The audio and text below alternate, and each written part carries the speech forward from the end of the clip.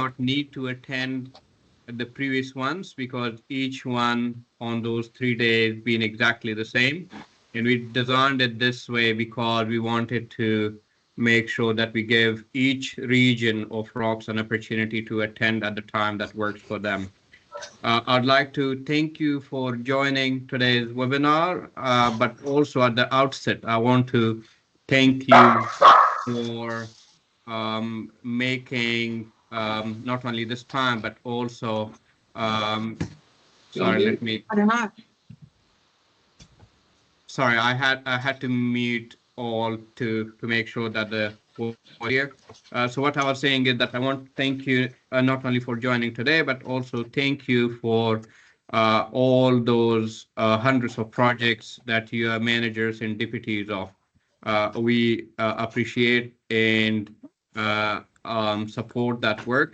And hopefully today's webinar would make that work clearer and more informative from the perspective of where we are. In terms of introductions, our chair, David Pearson, would be here and he'll be speaking to some of the items on the agenda. Then you'll hear from Lucy Boone, our fundraising manager. You would also hear from Belinda Griffin, who you all know, and then you'll hear from me as well. For those of you who have not, I have not had the chance to meet so far, my name is Mahir Mumand, and I'm the new Chief Executive Officer for RAWCS. A few housekeeping items before we proceed. I'll mute everyone with the exception of the presenter who will be speaking at the time. This is just to keep the voice coming clearly through your systems. And I suggest that you use the chat button at the very top of your screen to shoot away any questions that you have for us. So throughout this webinar, when you have questions, please type them into that chat button. Either John Robertson or myself will be monitoring that chat button with all the questions, and we'll be asking the speaker after each session those questions. So please feel free to use that chat button for questions. Also, I wanted to highlight that there'll be a recording made available of one of these 3 sessions for anyone of your colleagues who have not had the chance to attend today's session, or the one yesterday or the one before yesterday. So that would be available for people to see. Now, before I invite on Dave to speak about the 3 points on the agenda allocated to him, I wanted to highlight as to why we are here together. Why have we called this webinar today? We wanted to do 4 things in today's webinar. One, we wanted to explain RAWCS's value proposition, RAWCS's history, why we exist, and what purpose we serve. So that was one thing that we have not done in a while, and we wanted to make sure that we refresh that whole memory of our colleagues on that. The second thing is an announcement and clarity on our new strategic plan. We have a new strategic plan that explains how we want this organization to be providing services to you as project managers, but also to your projects. So that will be announcing today. There's also another element of how we would like to go about fundraising and what type of fundraising support we want to provide to your projects by going outside the Rotary's world to corporates, to the philanthropic sector, to government, and finding money for your projects. So we'll speak about that also. And then fourth and last, clarifying a few misperceptions or misconceptions that we have come to know about RAWCS, whether that is about funds transfer mechanism, whether that's the relationship between RAWCS and donors and things like that. So therefore, that's the fourth area that we'll be clarifying. So with that, I'll call on Dave to present. I'll mute myself, and Dave would start his part. Dave? Thanks, Mahir. Hello, everyone. I see some familiar faces from the eastern region as well as the southern region here, so welcome. To those people that have attended one or more of these webinars, like John Robertson, I extend my condolences for having to hear my dulcet tones again. Material, but we'll do our best to make it relatively straightforward. Okay, so for those who don't know, if you'll excuse me, I'll just do a potted history of RAWCS so we understand where the organisation has come from. RAWCS was established as a multi-district organisation by the Australian District Governors in 1966. RAWCS is a uniquely Australian Rotary organisation, and it's now acknowledged as the largest multi-district organisation within the Rotary universe. In setting up RAWCS, the DG saw the need for an Australian Rotary entity that could provide tax deductions for project donations, to be recognised by government and partners in overseas aid, and to negotiate with corporates for assistance, for instance, airlines for discounted fares. When it was first set up, RAWCS was known as FAME, Fourth Avenue in Motion. And it basically stayed that way until the name was changed in 1988 to RAWCS, Rotary Australia World Community Service. The reason why they adopted the name FAME was that they wanted to leave Rotary out of it because some of the early projects were in Indonesia, and at the time the Indonesian government would not tolerate Rotary in their country. So that's just a little bit of strange history. Notwithstanding that, FAME did a lot of great work, and that's been continued by RAWCS. So nearly 60 years, RAWCS as an organisation has facilitated thousands of projects. It's supported thousands of volunteers to go overseas, and something like $500 million has gone through in terms of donations through RAWCS projects.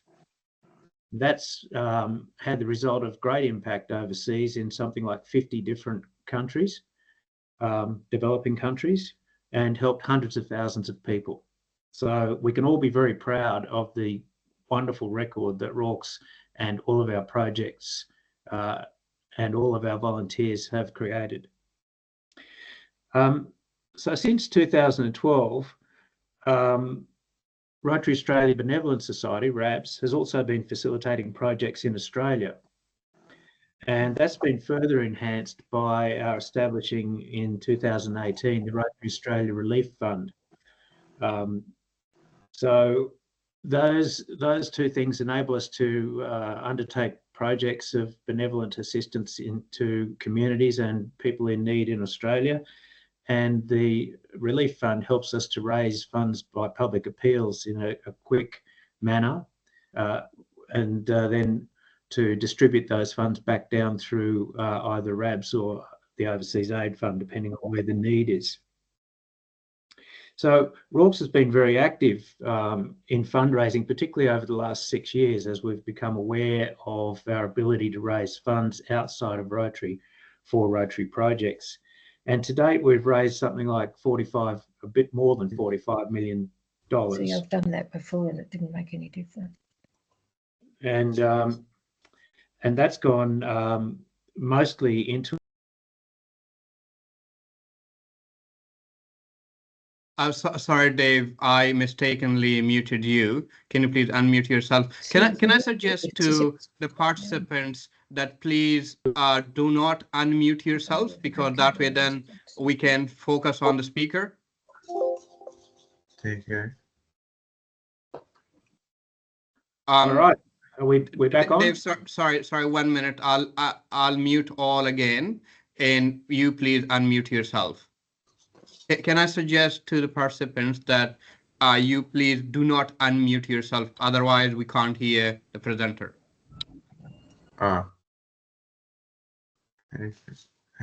Okay, folks, I'm back. Sorry about that.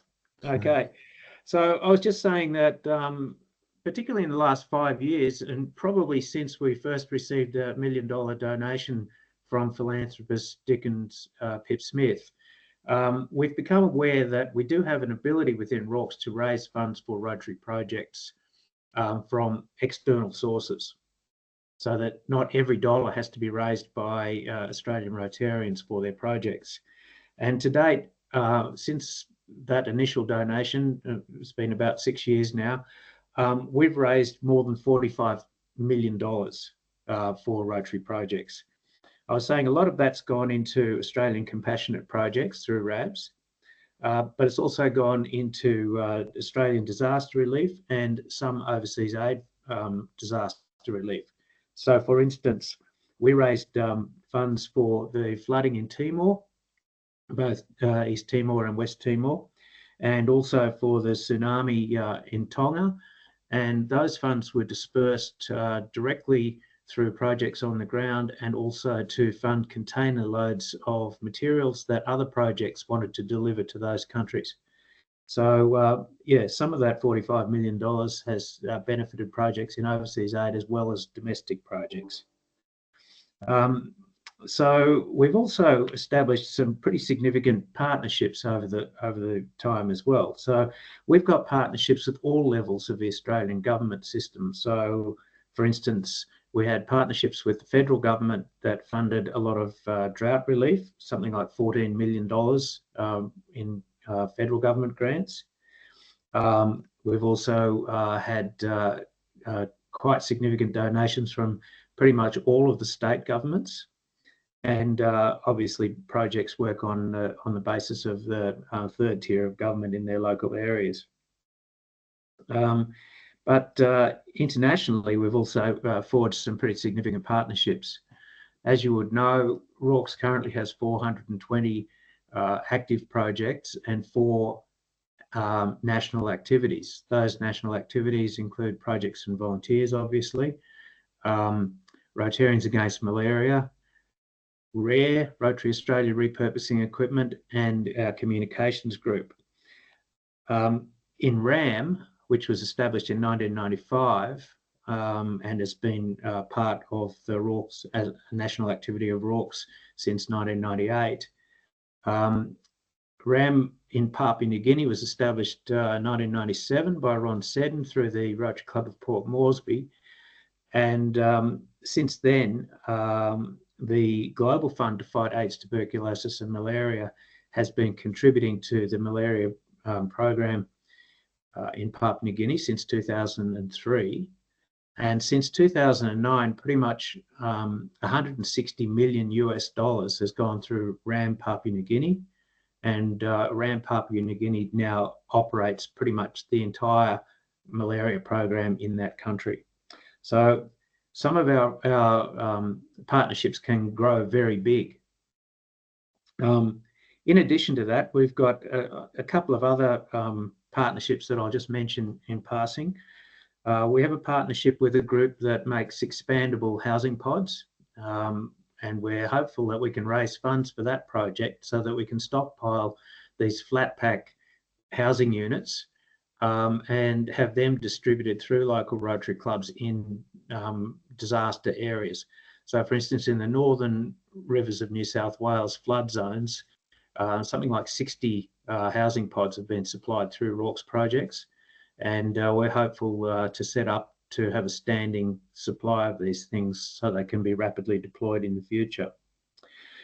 We also have partnerships with Give It, who are an organisation that helped us in our drought work, and we're looking to partner with them in the central west of New South Wales at the moment in terms of supplying the actual identified needs of flood victims. We have a partnership with the Australian Volunteers Program, which has seen long-term volunteers subsidised and looked after through DFAT to go to Vanuatu and more recently in Indonesia. And we've also partnered with other Rotary groups. So we have a partnership with RILA, Elevate, which is the alumni of RILA, which is a program that helps them to establish a training program more in business planning and fundraising, and they apply that to selected RAWCS projects. That's been conducted as a pilot, and we're hopeful that that will continue on as a regular program into the future. And recently, we've been negotiating with Rotary Foundation Australia to conduct joint appeals in the case of future disasters in Australia, so that we can provide something more of a whole of Rotary approach. Because in the past, Rotary Foundation Australia has used the Bendigo Bank as their vehicle for fundraising, which offers a more restrictive service, but similar service to what the Rotary Australia Relief Fund can offer. So that's sort of where we're going with partnerships. So as I mentioned, RAWCS was established in 2012. Interestingly, one of our principal regulators was also established in 2012. That's the Australian Commission for Not-for-Profits and Charities, the ACNC. And they've become our principal regulator. And since that time, something like 12 years, they're continually improving and developing their governance requirements, which is something that RAWCS has to constantly adapt to. So we had legal advice some time ago that all projects registered with RAWCS are actually owned by RAWCS. That means that regulators can look to the board of RAWCS to take responsibility for any of the projects that are registered with RAWCS. So that means that the directors of RAWCS as a board are collectively and individually responsible for anything that goes wrong. Part of that is because RAWCS is seen as a large charity in the compliance and regulatory landscape, and so we have to be aware and constantly monitor the changing compliance requirements of our regulators. So the board's role is to constantly monitor the big picture and the changing commercial and regulatory environment, and develop policies, procedures and strategies to allow the company to continue to thrive within the regulatory requirements of, first of all, Rotary International through their code of policies, which is about a 100-page document, if you've ever had the pleasure of reading through it, as I have.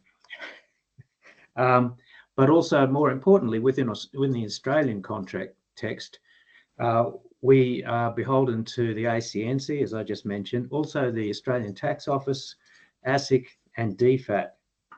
And in particular, for the general governance requirements, which are quite clearly specified by each of those regulators, and in particular the external conduct standards for charitable activities overseas. At this point, I'd like to just talk about our relationship with the Rotary Foundation just very briefly.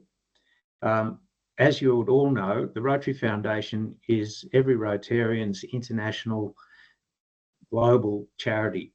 And we certainly at RAWCS, we certainly respect that. And over the years, the Rotary Foundation has contributed in large degree to many of our projects.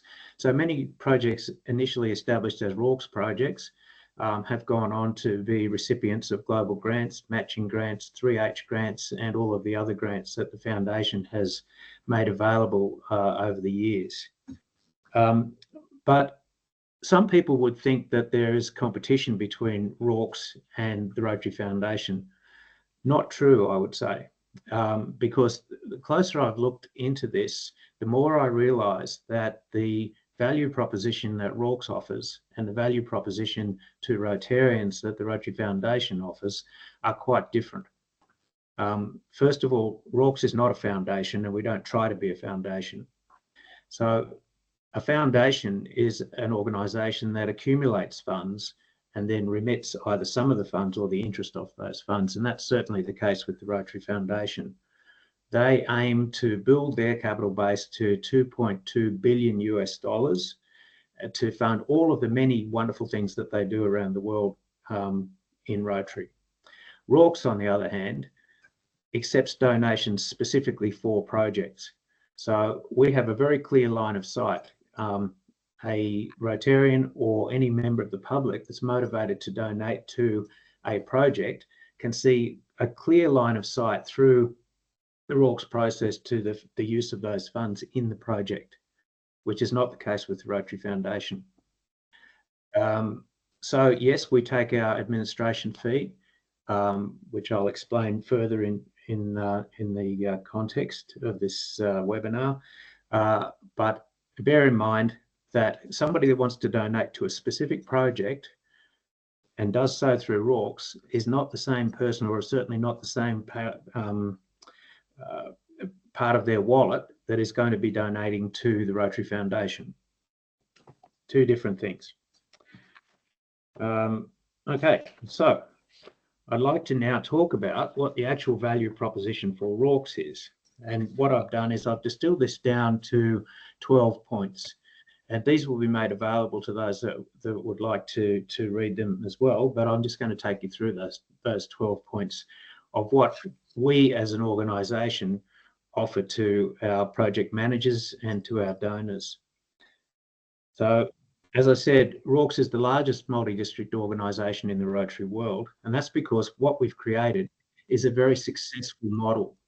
And recently in meetings in Singapore, we discussed this model with the highest levels of RI leadership and staff in Evanston, as well as the chair of the Board of Trustees of the Rotary Foundation and the incoming chair. I've kind of lost my way there slightly, sorry. So what we have is a uniquely Australian organisation, which has proved to be very successful. And having discussed it with some of these guys, I think that they see it potentially as a model that could be applied into other jurisdictions.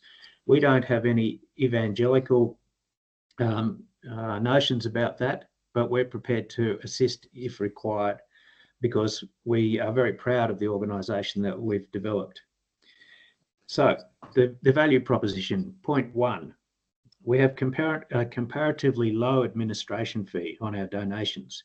And that administration fee at 5% is a once-off payment. So all of the services that RAWCS provides are funded through that administration fee, and donors and project managers don't have to pay anything else once that's gone through. So that's the first thing. The second one is that we provide advice and coordination in setting up projects and connecting new projects with experienced longer-term similar projects. And of course, we have a fast and very nimble, low red tape, I think is the term that Mahir uses, form of registration online. Thirdly, we provide tax deductions for our project donors, and those donors, I'm sure, appreciate that they quite often get a 30% tax advantage by donating to RAWCS, and I'm sure that the 5% that we take for to run the organisation is of little concern to most of those donors. Fourth, our administration of the compliance requirements of providing tax deductible receipts is completely handled within the Secretariat of RAWCS and within our systems. So there's no additional concerns for project managers in meeting the compliance requirements of the Australian Tax Office. 5, as I mentioned earlier, we're now in a mode of sourcing external funds for projects. We want to make that much more widespread, and Lucy will talk to what our plans are for sourcing additional funding and assisting project managers to source additional funding, because our view is that if we can have more Rotary projects that create greater impact and are much more visible to the public, then there should be a beneficial loop where the public sees the great work that Rotary is doing and are encouraged to actually take more of an interest in Rotary and perhaps join Rotary. So we see the active prosecution and the impact of our projects as a direct way of attracting additional members to Rotary, and certainly that's been the case in the past. Many people that have gone away on Rotary project teams as volunteers have come back and joined Rotary if they weren't already Rotarians.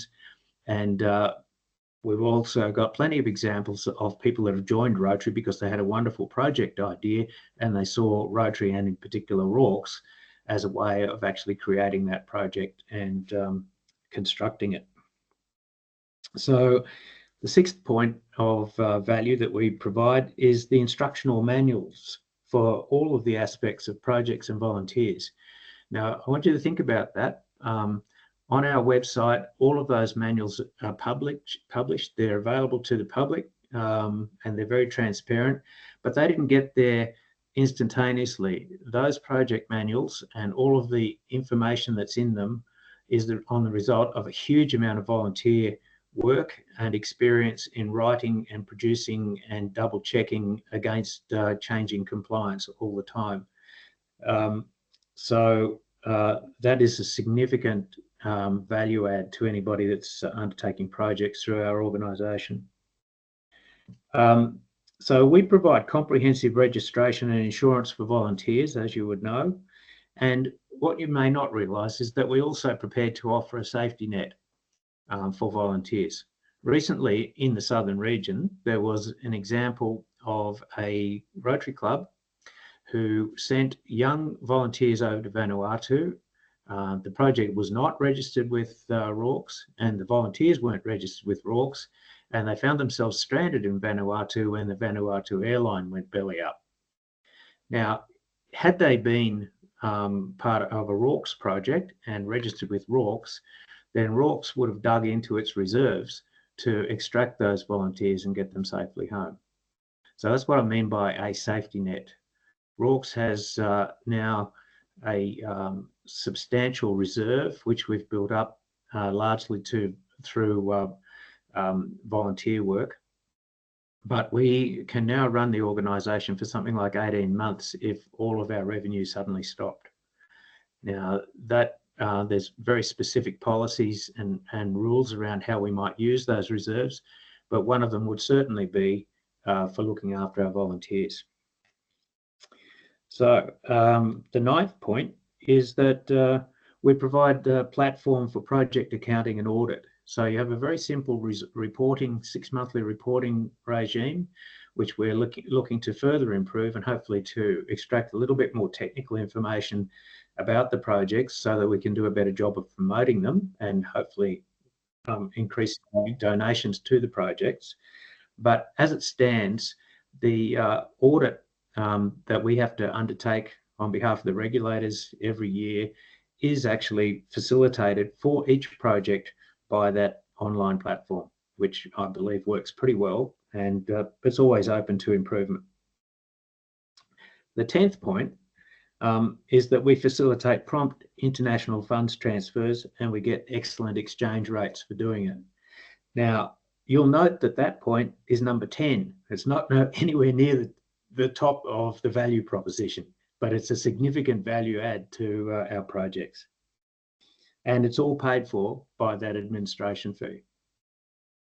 The 11th point is that we provide ongoing technical and administrative advice. So many of you project managers have had the experience of calling on Belinda and Pauline for ongoing technical advice, and very occasionally myself, and some of the other directors, which you're most welcome to do.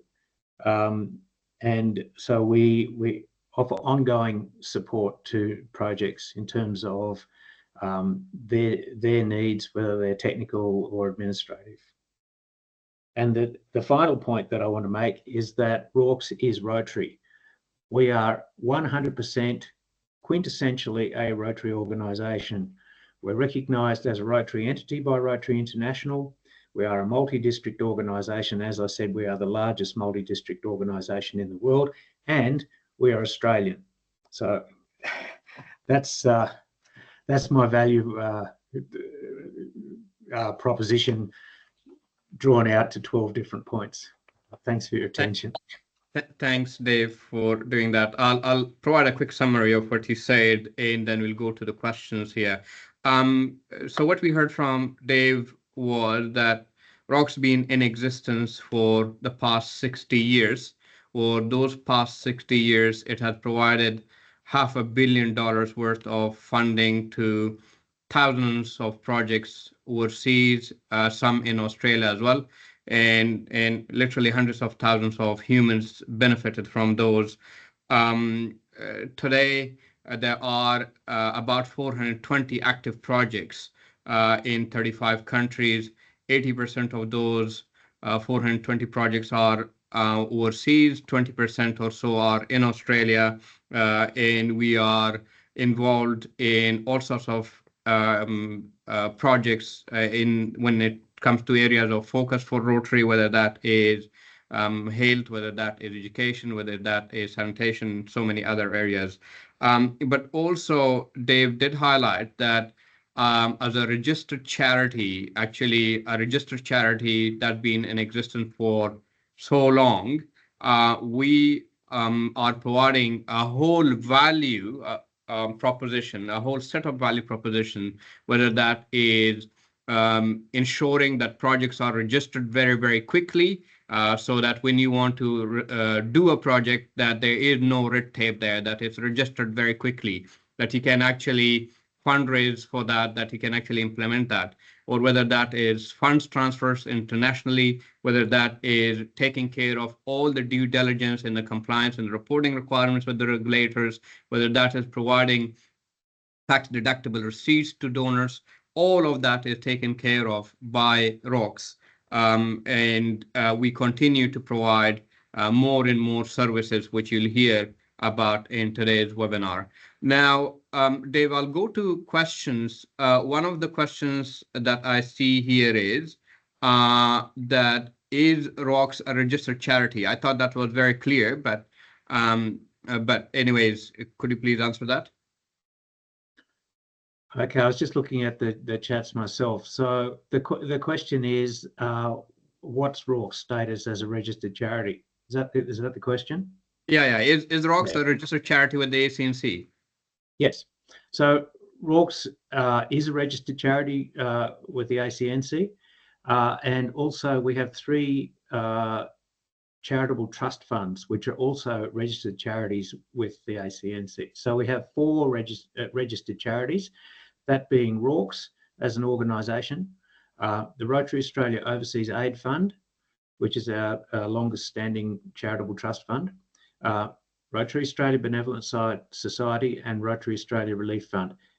Each one of those last 3 has tax deductible status as a DGR registered organisation. RAWCS doesn't specifically itself, but each one of those 3 does, and all 4 are registered charities. Thanks, Dave, for that. There's also another question. I'll try to summarize it, particularly the last part of that comment and then question is that given that Rotary is pushing for community needs analysis, I believe what they mean is community needs assessment, in larger scale projects, how can we crowdfund that with DGR status? The actual community needs assessment is something that has pretty much gone on for most of our projects over many years, but we are systemising that a little bit more. We are, and we'll probably get to this in a little bit greater detail later, but we're currently undertaking a very rigorous accreditation process with the Australian Council for International Development, ACFID. And one of the requirements that they have is their community needs assessment piece. And so we've developed protocols for future RAWCS projects and additional resources to help project managers in terms of completing a relatively simple needs assessment analysis. In terms of crowdfunding, once we have a project up and running, we do have a crowdfunding function through our website, and we are constantly looking at how we can improve and extend that. So I hope will be an increasingly valuable service to projects as we go forward. Hopefully that answers the question. Thanks, Dave. Another question is, what effect will regionalization have on RAWCS, as RAWCS is a multi-district organization and there will be no districts under the regionalization pilot? Yeah, that is of an ongoing concern of the big picture for the Board of RAWCS. And we have attempted to stay in touch with the steering committee for the regionalisation pilot, and we are already in conversations with the regional council.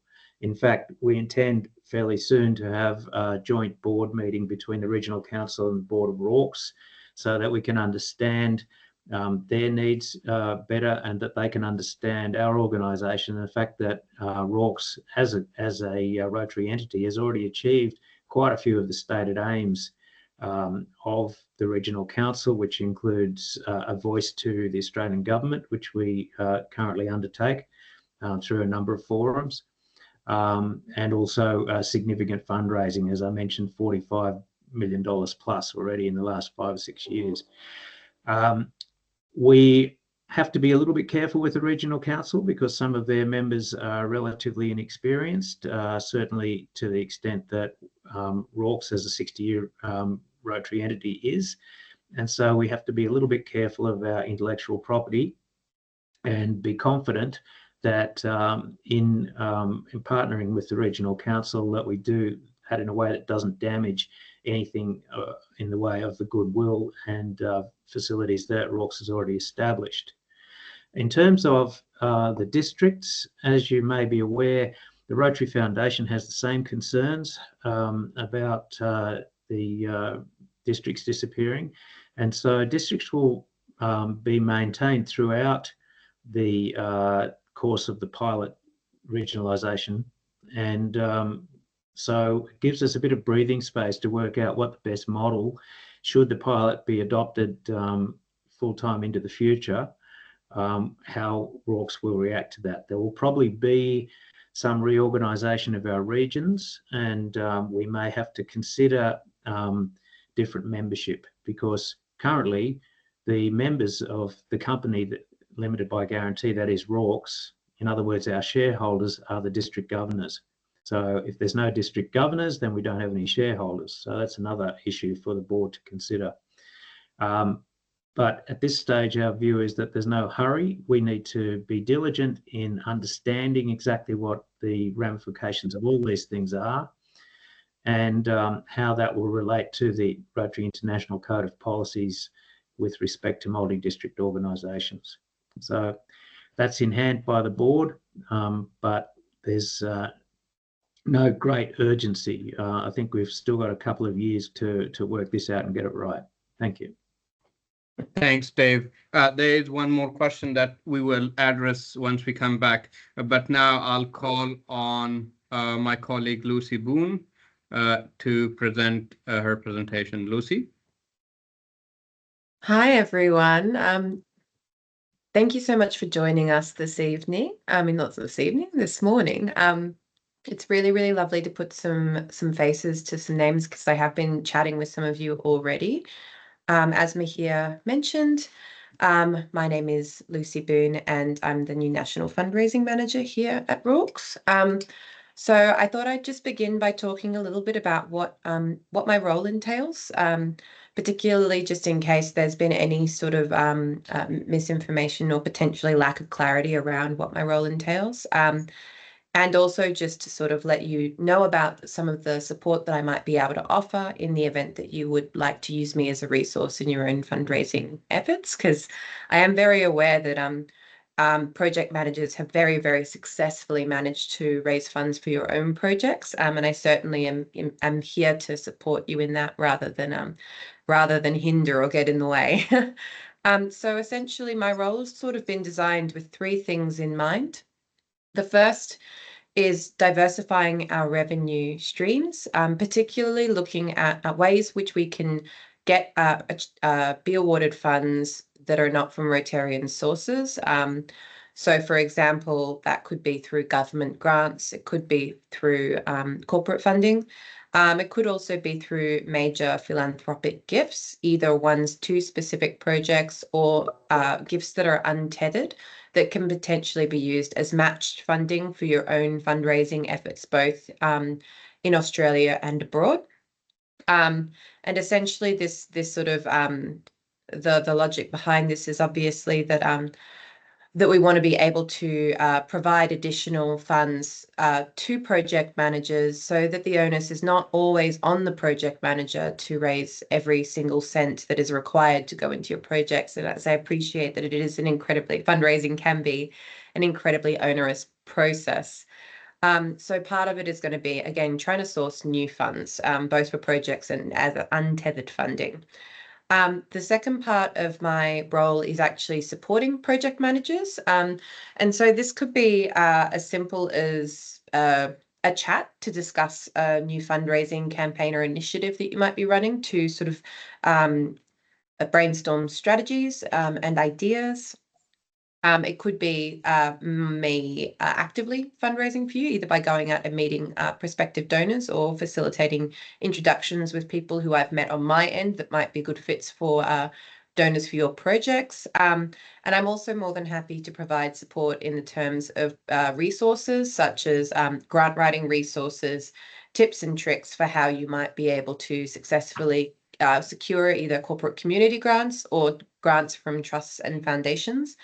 And on that note, I'm also more than happy to talk you through an application process, reach out to grant administrators if and when required, and read drafts. I've been a professional grant writer for a number of years now, and I appreciate that it can be a somewhat really time-consuming process. So having a little bit of help on that, I know can be really useful at times. And then the other part of my role is actually grant writing for RAWCS itself. Which could include to government, it could include sending through proposals to corporates, or it could also include trusts and foundation or even private auxiliary funds at times.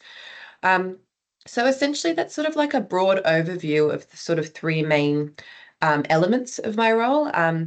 As he has already said, I think, to a number of project managers already, I'm very much here to help. And so I appreciate that it might be that some project managers are really excited at the prospect of having a fundraising manager available, and that some people simply don't require or need that support because you absolutely have all of your bases covered with your fundraising. And given that there's 420 projects, that's absolutely fine because I'm not going to be able to help everyone all at once, at least anyway. So just know, I would like to assure you all that I am very much here to respect what you think you need and be guided by you on that, rather than sort of coming in with my own sort of strategy and suggesting that everyone adopts the same approach, because I understand that fundraising is first and foremost about understanding the needs and wishes of your donors and making sure that they feel thanked and appreciated. And it sounds like, based on the amount of projects that we've got going, that everyone's been doing a marvelous job already, and I'm just here to, help if I can. I think that that's actually about it from me, Mahir, but let me know if I've missed anything at all. Thanks for that, Lucy. Just again, a summary of what Lucy mentioned that I did previously for David's session also, is that we at RAWCS now have put a new fundraising strategy. And as part of that fundraising strategy, we want to assist our projects and our project managers and deputies with fundraising. And when we talk about fundraising, there are two elements of that. That is, one is with your existing donors, the donors that you have already onboarded, stewardship of those donors. That's one element, but also finding funding sources from outside Rotary, whether that's from the corporate sector, from the philanthropic sector, from the government, is another area that we are now more and more focused on. So we could find money from outside and potentially steer those towards your projects. And that's what Lucy's role is created to assist. Also, this particular role is created to assist you, project managers and deputies, to do grant writing at your level and have access to those grants that become available from the government, from the philanthropic sector, and from the corporates as well. So there'll be trainings provided in the next few months on that element of Lucy's work also. So we wanted to make sure that you were made aware of these new services that we'll be providing as an organization. Now, with that, I'll go to those two questions. I think there are two questions for you. One is, Lucy, how would a project manager find out if there are any ROCS funds available for their project? If you, yeah. Go on. Absolutely. So at the moment, we are sort of at the beginning stages. So, and I think it's important to note that some of the stuff that we're working towards is going to take a little bit of time. So essentially, we are looking at this idea of being able to provide additional funds, which would come from outside sources, but those relationships and those grants all take a little bit of time. So at this stage, there isn't a big pot of money that is available to be dipped into.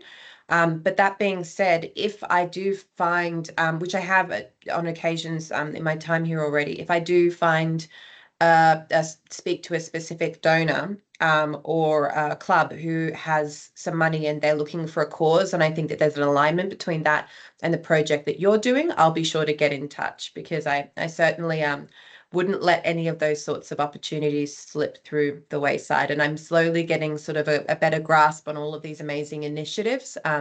So I'm able to sort of get a better sense of what a donor is interested in and what we have in the works, and then do a bit of matchmaking on that front. And in those instances, I'll certainly get in touch with you directly and see if we can tee up a time to meet with donors and stuff like that.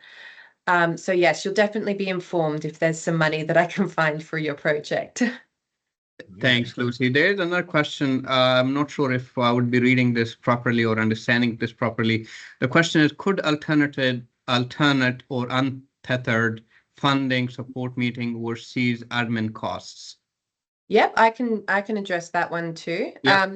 So absolutely, that is certainly a way in which we could use untethered funding. That being said, we don't have a general fund for overseas aid at this time, though it is certainly something that has been discussed. The idea behind an untethered pot of money would be that if we're either in Australia or overseas, it would generally be that essentially it would aid you and assist you in your own fundraising efforts, which would mean that we would distribute them in small grant sizes, say about $10,000 or so, so that you can leverage that money to essentially raise additional funds, because donors often, and I'm sure that you've all experienced this yourselves, as donors, we love to get value for money. So the idea that their donation would be matched would provide an additional incentive to the donor. So essentially, but yes, in the context of that untethered funding, I do believe that there would be scope for us to allocate some of that money to reduce administration costs on your end, if and when appropriate. Though, of course, the actual nitty-gritty logistics of this would need to be teed out into a sort of formal policy regarding matched funds or a procedure rather, so that we're very, very clear on what that would look like, and so that it is consistent across the board and across projects. And because we haven't actually created the fund yet, what that means is that we just haven't, we're just sort of a few steps behind that stage. But yes, there is definitely scope for it in the future, and really what we want to do is to see as much of the money as possible that you raise goes towards your projects. Yes, thanks for that. Dave? Yeah, I just wanted to add to what Lucy was saying. One of the things that the executive and the board of RAWCS has been considering, albeit that we don't have the resources to fund it at this stage, but where it may be an outcome of the work that Lucy's doing, is to establish something like what we have under RAWCS, which is the Rotary Australia Compassionate Grants Program, which is matched funding for Australian benevolent projects, to see if we can do something similar for overseas aid projects as well. So that is the type of model that we'd certainly be quite actively pursuing once we can identify the funds that would fund it. So as I've said, we're not a foundation. So at this stage, we don't actually have foundation resources that can be applied to these things. But in the event that donors can be identified that are prepared to give, say, untethered funding to overseas aid projects, then that would be similar to what Dick and Pip Smith did with the compassionate grants. Now, just while I have the floor, I've had a chance to read Warwick Smith's question, and I just wanted to expand a little bit further on that one. Currently, under our charitable subtypes in our registration with the ACNC, research is not specifically covered. So we can't issue tax-deductible receipts for a project that is purely about research. So I'm not quite sure whether that was the question, but research that's tied to a project that's actually doing and is actually laying down impact for the project recipients is one thing that we're certainly able to do, which is what most of our projects do. But pure research that might inform future projects, unfortunately, can't be funded by tax-deductible receipted donations through RAWCS at this stage. We can certainly take donations that we can't provide tax-deductible receipts for, and that is actually the same category that the environment is currently in. So RAWCS tries as much as possible to work within the 7 areas of focus of Rotary International, and as you know now, environment is one of those. Currently, we can't offer tax-deductible receipting for donations to environmental projects. However, the board is considering that if we were to establish a specific new charitable trust fund for that purpose, we could very well get DGR status for that cause as well. So hopefully that further answers that. Thank you. Also, Dave, I think it'd be important if you could also please speak about the fact that there may be some funding currently available under RACG that clubs could use. Is that right? Yes, there is still funds in the RACG pool, and we're encouraging people to identify compassionate projects within their Rotary Club communities where they can receive up to $10,000 in matching funds from the current RACG pool.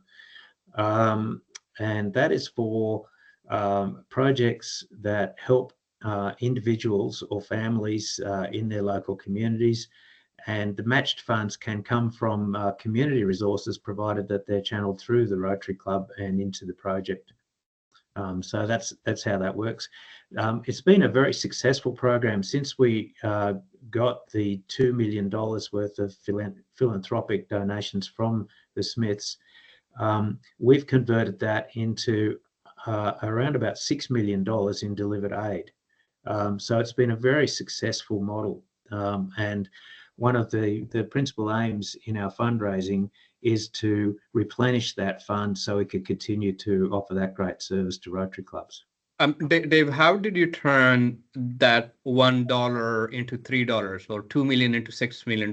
Can you please explain that also so that participants understand that?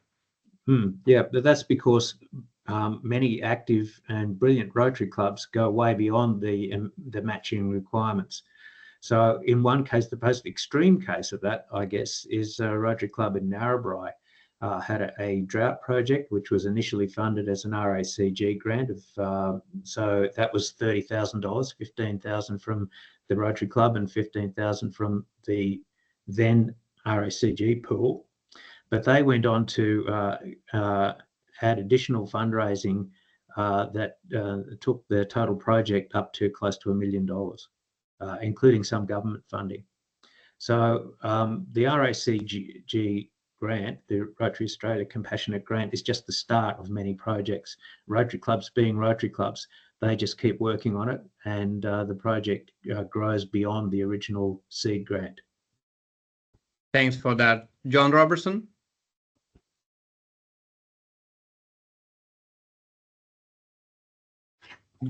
Sorry, there was another question came from Doug Hawley. He asked, please expand on the statement that all projects are RAWCS projects and can take over a project. What is the role of the Rotary Club that has initiated the project? Oh, yeah. Okay. So RAWCS is not sort of taking over the project. RAWCS is a facilitation service. However, the way that the regulators look at RAWCS as a large charity is that any project that is registered with RAWCS is responsible for. So in purely legal terms, the regulators consider that the projects that are registered with RAWCS are owned by RAWCS. So it's not the local Rotary Club that's going to be held responsible if anything goes wrong with that project. It is the board of RAWCS. So that's the point I was making there, Doug. Both the board, both collectively and individually, can be held responsible for a project, be it by the ACNC, the Australian Tax Office, ASIC, or DFAT, if something breaks the regulations and the compliance requirements of that particular government organisation. They'll come chasing the RAWCS board, not the Rotary Club.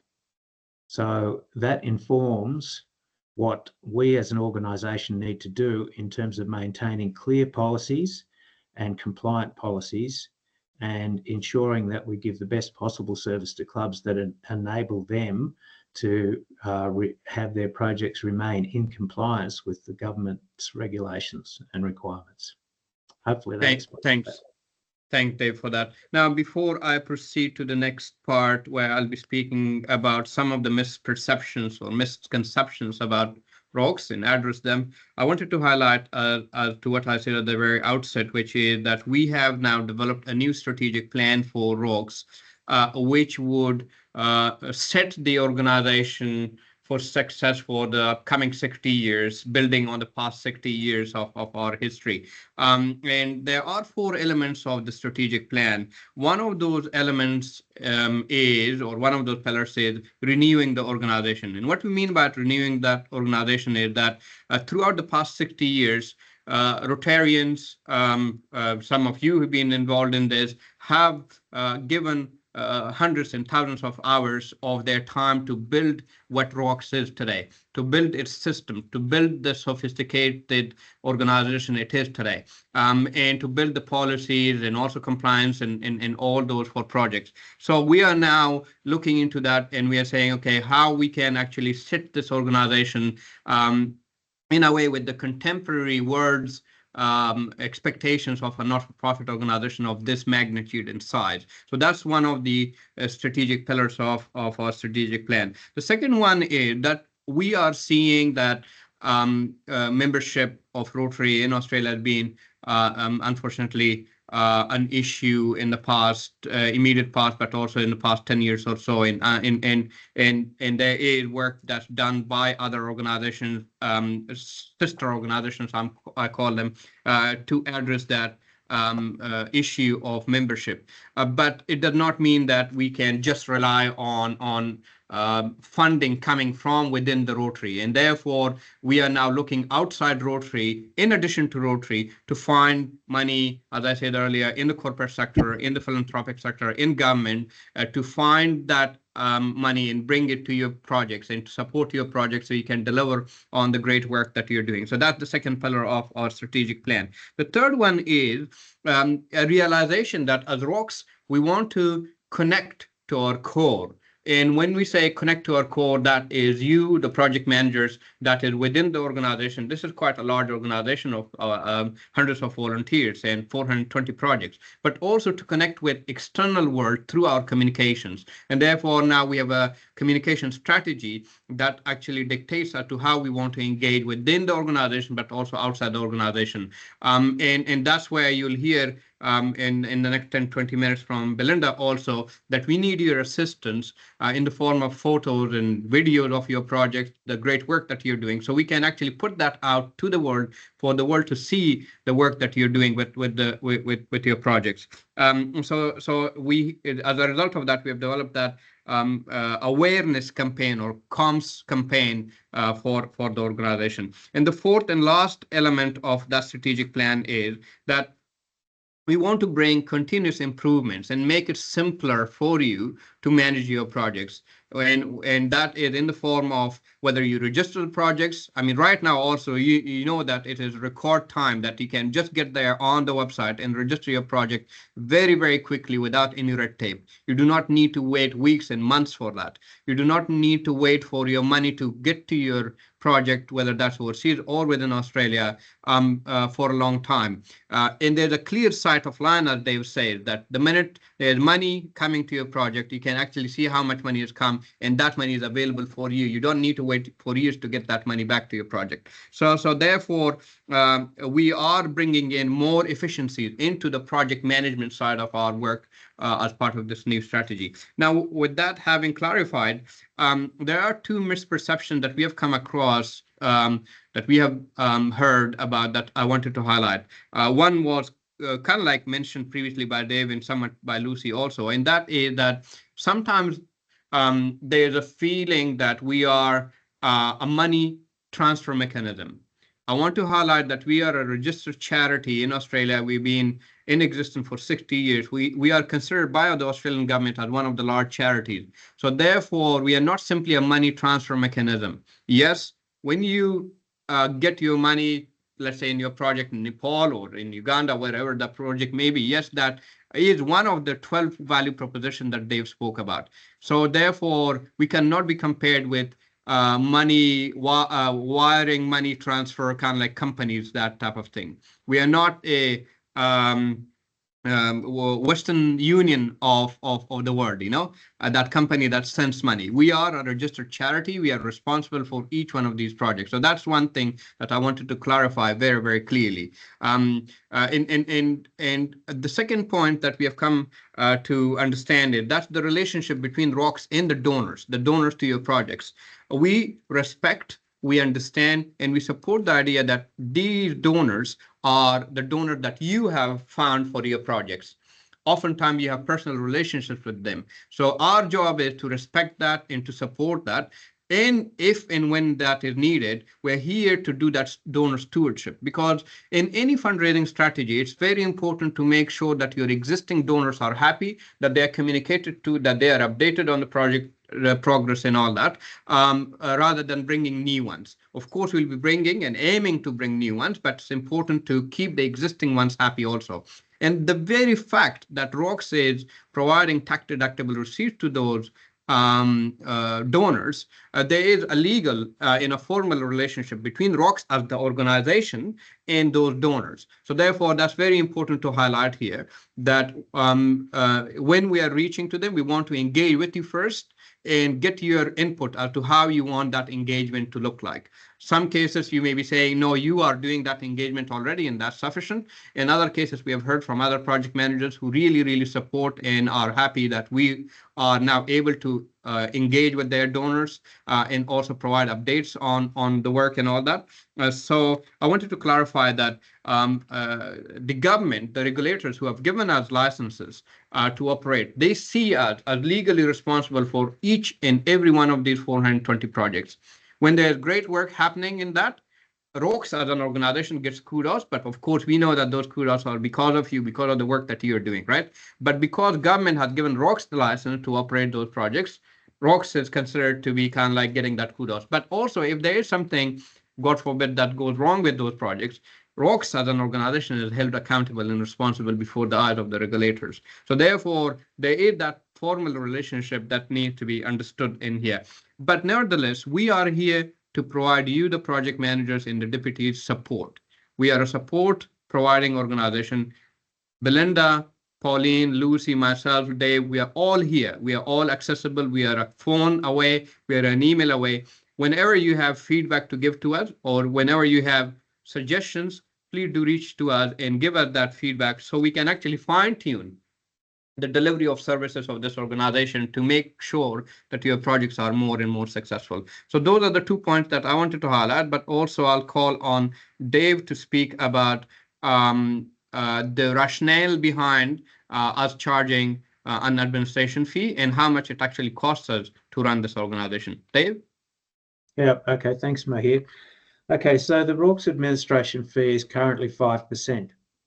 It also attracts GST, which is remitted to the government. So it's 5.5% that is taken from each donation that goes into RAWCS. And as I said before, it's a once-off payment. There are no additional charges that are put on your project for the services that are offered by RAWCS under those 12 points of the value proposition. So RAWCS is in a fairly strong reserves position, and that's another aspect that the ACNC takes quite an interest in. And that strong reserves position has largely been built in the last 4 years or so through the ability of the RAWCS board to monetize some of the volunteer time that went into providing those big drought government grants. So, for instance, the time of Mike Whitehouse, my time, Brad Quilliam's time, as well as our staff time, was able to be credited against the administration cost that was being provided by those government grants.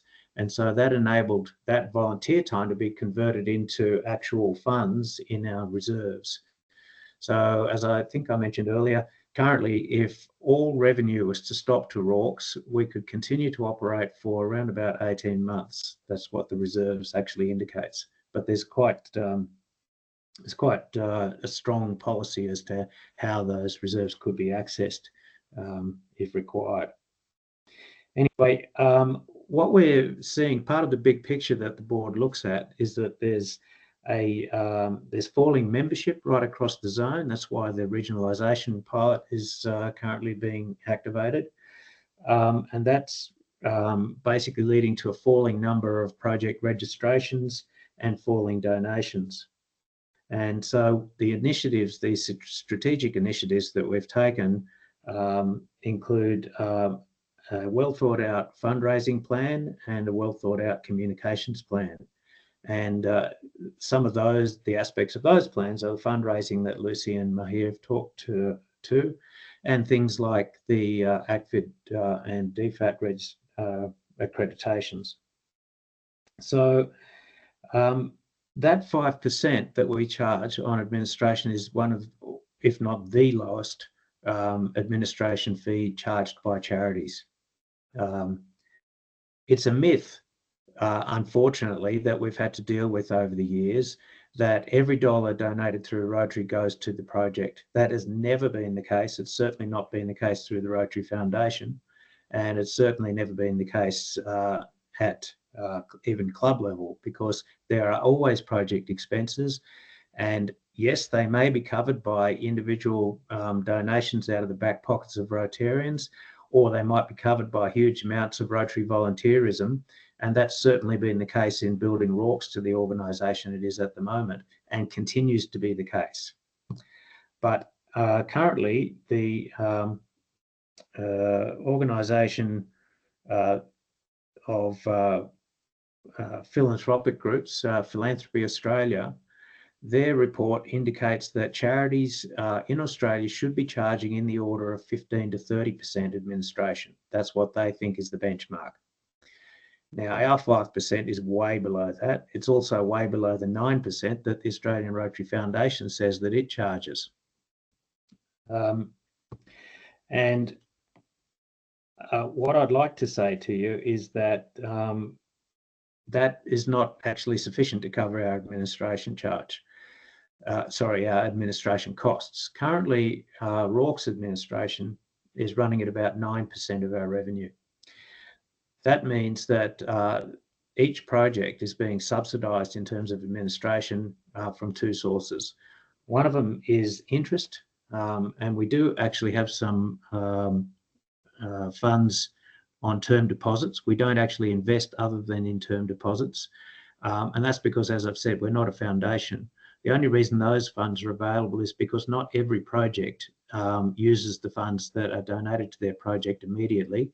So out of a duty of care and responsibility, any build-up of funds that's sufficient to be invested in term deposits and we deem not likely to be immediately required generates some interest.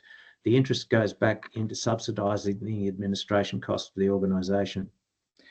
The other aspect is that a lot of the services in administration are currently covered by the volunteer hours that the board and in particular the executive and the regional committees put into doing all the things that are required to keep the organisation running. That's always been the case. It's always been held up by huge amounts of volunteer work. That's why in the past, when we were running at 1% or 2.5%, and all of that volunteer work was being applied, we were still not able to build reserves because we were constantly running at a loss. So, yeah, I think that the take-home message is that RAWCS is currently about 9% to run as an organisation. The board is confident that that won't increase too much as we undertake these strategic initiatives, and that we hope to see a return from those strategic initiatives in the order of 18 months to 2 years. However, what it will probably require over the next year is a slight drawdown on the reserves, and that will manifest itself as a small loss to the organisation. But we're confident that we don't need to raise the administration fee any further. So 5%, it's one of the lowest things going around. Some other organisations do offer fees that are comparable to that 5% through GoFundMe type arrangements. But I would argue that they don't cover off on those 12 points of the value proposition that RAWCS offers, including point 12, which is that they are not Rotary, and we are 100% Rotary. And there are hidden fees and charges that are involved in those, particularly if those funds have to be then transferred on from that fundraising organisation to another charity before they hit your project accounts. So I think Dave, I want to clarify that also because it's very important. So the GoFundMe platform, which is an online platform, when people raise money through that, there is a fee that platform charges. But when that money is transferred to a not-for-profit organization, then there is an administration fee that's charged there also. So therefore, it's actually double what is being discussed here. That is very, very important to highlight here. And with that, we'll go to Belinda. Belinda will speak about various operational aspects of the projects. And if there are any other questions, we'll take care of them toward the end. Belinda? Hello everybody. How are you? I can see a lot of very familiar faces. Nice to see you. I just want to talk very briefly about what we're doing at the moment as far as highlighting RAWCS. We want promotional activities to happen through Rotary Down Under and online through our website and different social media platforms.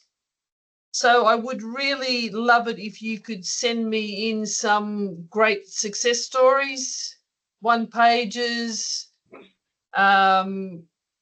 something that we can put on social media, also something for Rotary Down Under magazine. We need to have a lot more content in Rotary Down Under magazine. We need to get RAWCS out there a lot more, just so everybody knows what fantastic projects we have. Also, with your photos, if you can send in some really good quality action photos, high resolution. We do get a lot of photos that we take off your project reports, your online project reports. We keep them on file. That's where I choose different photos for like our annual report, for example. And so anything to promote your project would be fantastic, as I know you've all got fantastic overseas projects and domestic. Also, if you've got a really good video that you can send in, don't make it too long, nice and brief would be lovely. As I said before, 1-page reports, we'll keep them on file and we'll use them for any social media or promotional material that is needed. Regarding your 6 monthly online audit reports, we are just going to streamline them a little bit more so we can capture a lot more statistics that are needed for different things like our annual report or the ACNC or anything, just so we can capture different things about, for example, Wilma, how many cows or that you look after, different things, just different little things that we can capture. So we've got the more statistics that we need. We don't have to go looking for them, or we don't have to come back to you and ask you about them. So nothing else really to report except that I am here to look after you guys, which I have done in the past and will continue to do. So if you have any problems whatsoever with anything, MOUs, your online project reports, payments, anything, please contact me in the first instance. And if I cannot help you, I will advise you and put you onto somebody that can, or I'll find the answer and I'll get back to you. So has anybody got any questions for me? Yes. We'll wait for those questions to come through, but just to add to what Belinda said, and also kind of like building on what I said earlier, I mean, there are 420 projects that are currently active. 80% of them overseas, 20% in Australia. Each one of those projects have fantastic work that is happening.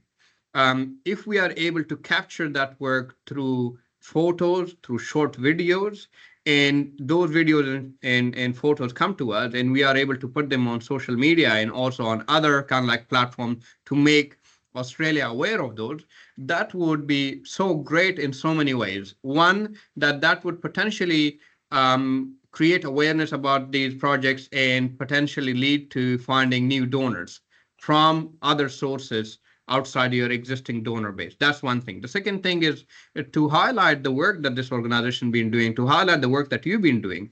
You are aware of how much work that is gone into that particular project that you are involved with, not only from yourself, but also from your other colleagues who are all volunteering and going and spending time on those projects, not only here in Australia, but also then traveling overseas and spending their weeks and months on making sure that those projects are successful. And some of these projects have been running for years, as you know it more than I do. So we'll be, in the next few months, sending you a small guide as to how you can actually use your phones to take really high quality photos and also take a very short 30 seconds video of your work in action and then share that with us. We want to make that whole process smooth for you, but at the same time, we want to make sure that we are connecting your work with contemporary Australia and telling Australia the work that you're doing. And in relation to the statistic that Belinda was talking about, that's also another powerful way of telling the stories of your work. For example, if we are able to say how many humans been impacted positively by your work, how many schools been built, how many hospitals been built, what type of work you have done for that, what's the impact of that work. So that all is very, very powerful. I've been involved in not-for-profit sector previously also and have run other organizations. In all of those previous organizations, we had only one type of project, and we're telling the stories of that project all the time. But here we have 420 of them, and often there are similarities, but each one of them are unique and different, and they operate in different parts of the world. So that's quite powerful, and we want to tap into that potential that's there. And for that, we need your assistance. We need your help to keep sending us those success stories Belinda is talking about, to keep sending us photos, videos, and those statistics. But from our side, we'll make sure that the statistics that we are asking you to fill into those 6 monthly reports, that they're really streamlined, that they're only asking the big ticket kind of like questions, number of humans, number of projects, number of schools, all those impactful statistics that would then turn into our annual reports and all that. Belinda, I see here that there is a question, the question from Jan Pryor. She's saying, if you are changing the audit report, can district chairs be informed and trained first so that we can support our project managers? Belinda? Yeah, I'm sure, Jen, you will be updated in every aspect, and you can. Yes, once we change it, once we work out what we're going to capture, you will be heavily involved. Great. No problem. Thank you for that. Also, there's another question which say there are opportunity to work with the RNZWCS, the New Zealand version of RAWCS. New Zealand government often provides significant funding for Pacific Island projects through RNZWCS. Probably this is more of a question for you, Dave. Sure. Well, a couple of things. I also noticed there was a comment by Ian Scott regarding district grants. I encourage all projects that are in RAWCS to use every potential form of funding they can, and district grants are a good way of funding in community needs assessments on the ground in overseas aid projects, as well as then setting up to apply for Rotary Foundation global grants for the same project. Certainly encourage all of that. Rotary New Zealand World Community Service, RAWCS has a long-standing memorandum of understanding with that organisation. We are in constant contact with them in that we have a working group that meets every 2 months, and we share our views on regionalisation and project development. We've established some projects in RAWCS in Australia so that projects that are being run by Rotary New Zealand World Community Service can be funded with Australian tax-deductible donations. An example of that is the emergency response kits that we distribute through Pacific Islands when they've had a disaster like a cyclone or a tsunami. I'm aware that the regulatory environment in New Zealand is quite different from Australia, and that there are MFAT funds that can be available to Rotary New Zealand World Community Service, which is an accredited organisation in New Zealand. They're not always successful, but when they are, quite often they can also benefit standing Rotary projects. So more than happy to assist with facilitating that. Members of the working committee are the national projects manager, Merv Williams, and our deputy chair, Heather Chong, both regularly meeting with Stuart Batty. And I'm also facilitating a project in Tanzania, which is a collaboration between Rotary Club of Moshi in Tanzania and Rotary New Zealand World Community Service and RAWCS. And we have a specific donor in Australia who likes to fund development of improved toilet facilities in Tanzanian schools, and that's facilitated through those 3 organisations.